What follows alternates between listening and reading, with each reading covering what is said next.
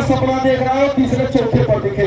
ओ चंद्रेश्वर महादेव की हर हर, ओ सनातन धर्म की। ये सब तब संभव है जब गीता है तब संभव है। दोस्तों, जैसे कि तिवारी जी ने अभी कहा कि भगवा पहन के रावण आए थे, और आप देख रहे हैं हम तो पूछेंगे जैसे जैसे चुनाव नजदीक आते जा रहे हैं वैसे ही जो है हर एक उम्मीदवार दूसरे उम्मीदवारों पर जो है तर्ज कस रहे, आरोप प्रत्यारोप कर रहे हैं। और आज यहाँ पर मेरा मौजूद हूँ मिराड़ शांतिनगर सेक्टर 7 में, जहाँ पर अपक्ष उम्मीदवार गीता जैन की एक जाहिर सभा थी। और इस जाहिर सभा में गीता जैन ने कांग्रेस के उम्मीदवार मुजफ्फर हुसैन और भाजपा के उम्मीदवार नरेंद्र मेहता पर जम के हल्ला बोला है। ताकि आपको ले चलते हैं रूबरू करवा इस सभा से, जहाँ पर गीता जैन ने जो है ना ही सिर्फ अपने विरोधियों की आलोचना की और लोगों को यहाँ तक के उन लोग से सावधान रहने की भी अपील की है। तो आई क्या है, किस तरह गीता ने आलोचना की, आपको दिखाते हैं। जय जय श्री राम। इस नारे से कुछ याद आ रहा है?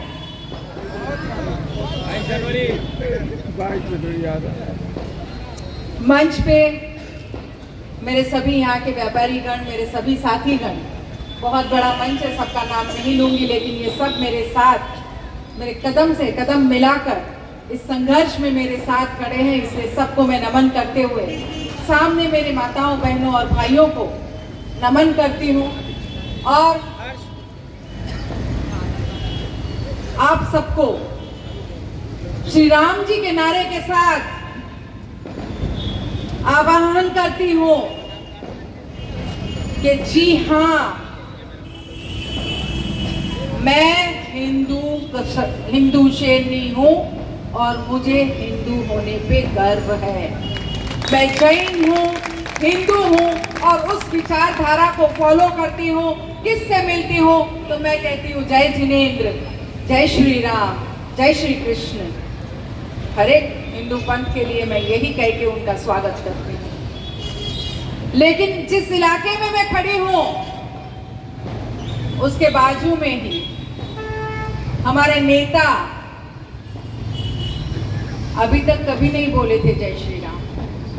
अब भगवा साफा पहनते हैं, जय श्री राम कहते हैं। तो मैं उन सभी से, यहाँ बैठे हर एक मेरे मुस्लिम भाई से पूछना चाहती हूँ कि अब आपको वो कबूल है क्या? जब हमारी ध्वजा जा रही थी तब तो आपने उसको गिरा के उसका अपमान किया था, तो अब क्या आपके नेता को भगवा झंडे के साथ देखना आपको कबूल है क्या? और अगर कबूल है और अगर आप एक शब्द नहीं निकाल रहे तो आवाहन करती हूँ उन सबको, आप भी सनातनी बनिए, लीजिए भगवा हाथ में, बोलिए जय श्री राम। मीरा भाईंदर ऐसा शहर बने जो पूरा का पूरा भगवे रंग में रंग जाए और भारत को ये मिसाल दे कि अगर भारत में हिंद स्वराज लाना है तो हम शुरुआत मीरा भाईंदर से करेंगे।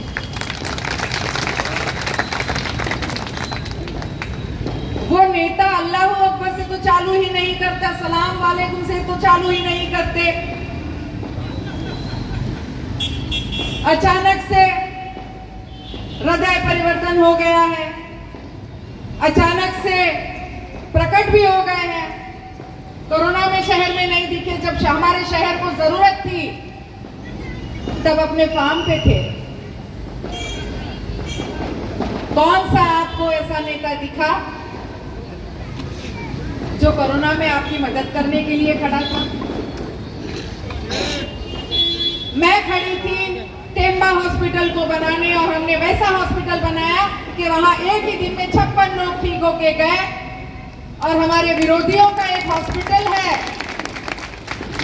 हॉली फैमिली हॉस्पिटल, उनका खुद का हॉस्पिटल है family care, okay family care hospital है।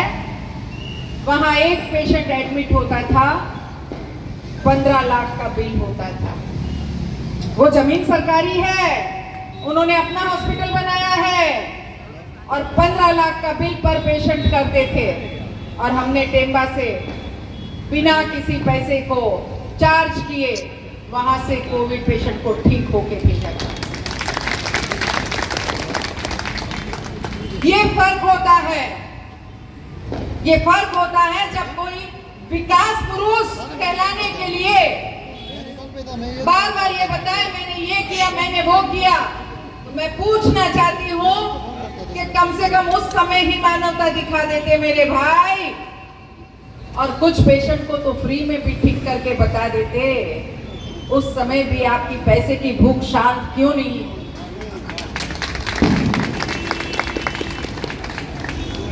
और हॉस्पिटल हमारे दोनों नेता की है, एक की नहीं, दोनों की है। दूसरे में भी अभी तक जो कोटा हमारे लिए ठहराया गया है, मुझे नहीं मालूम वहां कोई एडमिट हुआ था या ठीक होके आया था। और बाजार में आजकल नकली मालों की बहुत बोलबाला है, भाई संभाल के रखना। एक जो बताने की कोशिश कर रहा है, जय श्री राम बोल रहे हैं, भगवा झंडा हाथ में ले रहे हैं, वो भी नकली। एक जन से तो है, लेकिन वो जाके कहां जा रहे हैं आपको पता है? दरगाह में जाके नमाज पढ़ाए कि नहीं मुझे पूछना पड़ेगा, पर वहां जाके फंड अलॉट करते हैं। 26 हिंदू मंदिर को तोड़ के अमन शांति की बात करते हैं, वो भी नकली। अब प्रॉब्लम ये है कि एक ही असली आपके पास है, तो आपके पास भी चॉइस क्या है? असली को ही चुनना पड़ेगा। नकली माल तो हम पसंद करते नहीं।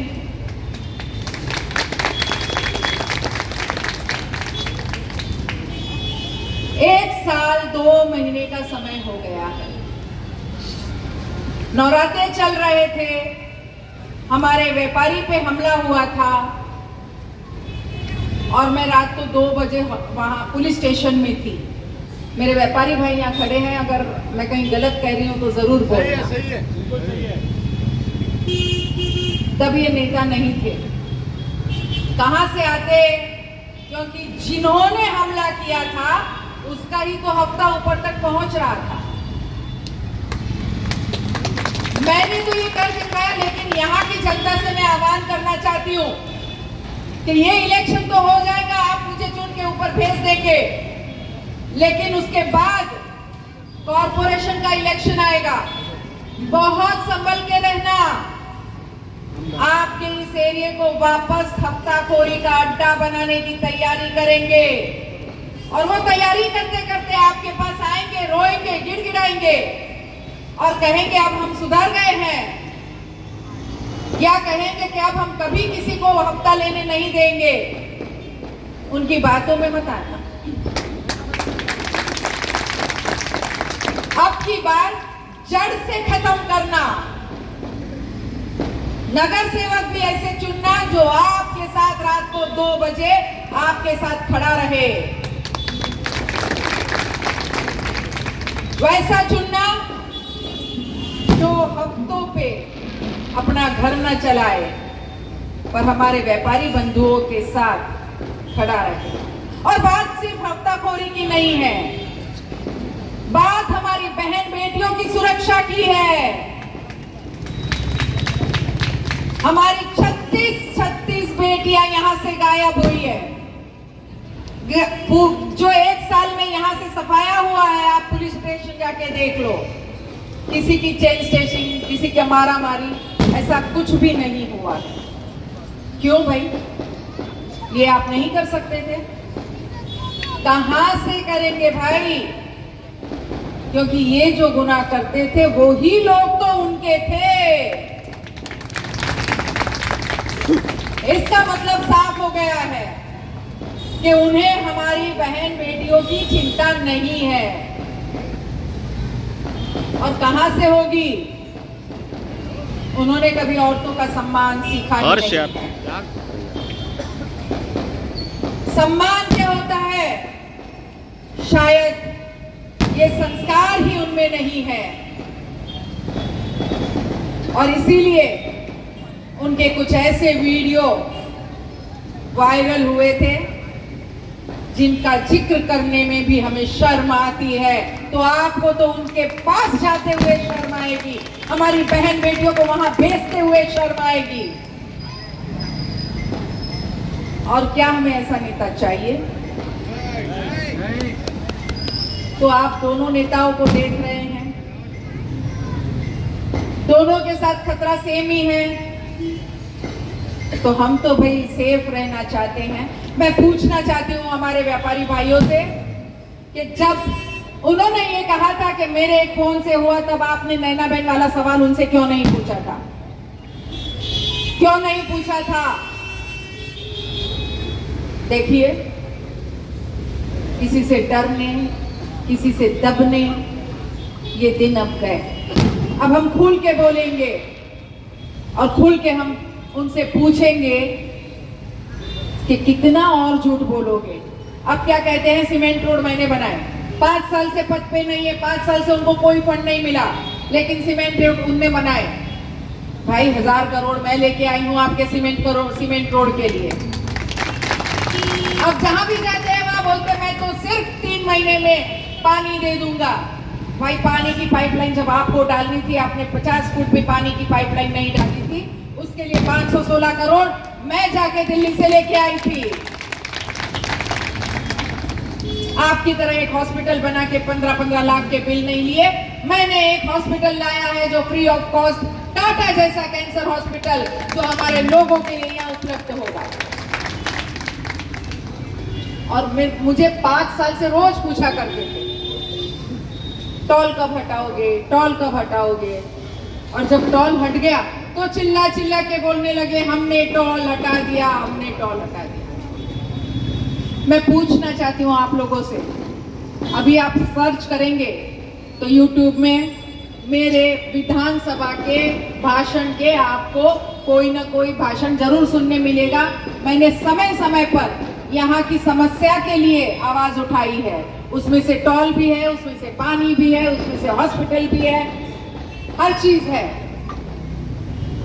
और हमारे नेता मेरे से पहले जो 5 साल में थे, मैं चैलेंज करती हूँ, एक भी बार उन्होंने शहर की समस्याओं के लिए सदन में आवाज उठाया हो तो वो सिर्फ एक ही बार सदन में बोले थे, सिर्फ एक बार, जब जितेंद्र आव्हाड जी ने उनके क्लब का घोटाला बाहर निकाला था, तब अपनी सफाई देने के लिए वो उठ के बोले थे। उन्हें शहर के कोई प्रेम नहीं है।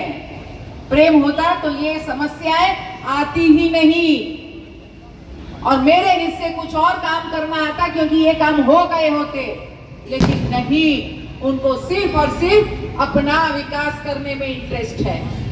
और मैं आपको दावे के साथ कहती हूं, अगर गलती से भी आपने गलत निर्णय ले लिया तो आपकी ये जो पुरानी बिल्डिंग है ना, नजर तो उस पे गड़ी है कि कब इस पूरे प्रोजेक्ट का हम रीडेवलपमेंट करें, कब हमारे इन सबको बेघर करें, कब हमारे इन सब बिल्डिंगों की जगह पे 7-Eleven के बोर्ड लगाए, और कब हम हमारी तिजोरी इस रीडेवलपमेंट से भरे।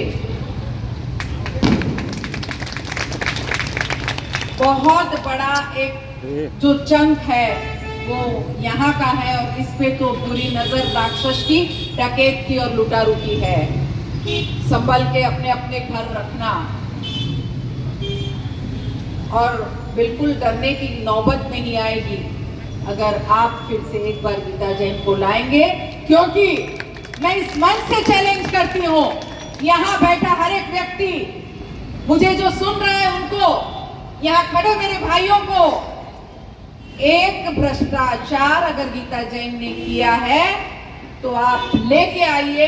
मैं आपसे वायदा करती हूँ, कल मैं नॉमिनेशन फॉर्म वापस खींच लूंगी, उनको जाहिर समर्थन दूंगी और जाहिर करूंगी कि मैं इलेक्शन नहीं लड़ूंगी अगर एक भी करप्शन मेरे नाम का आपको मिला हो तो। मिला है क्या?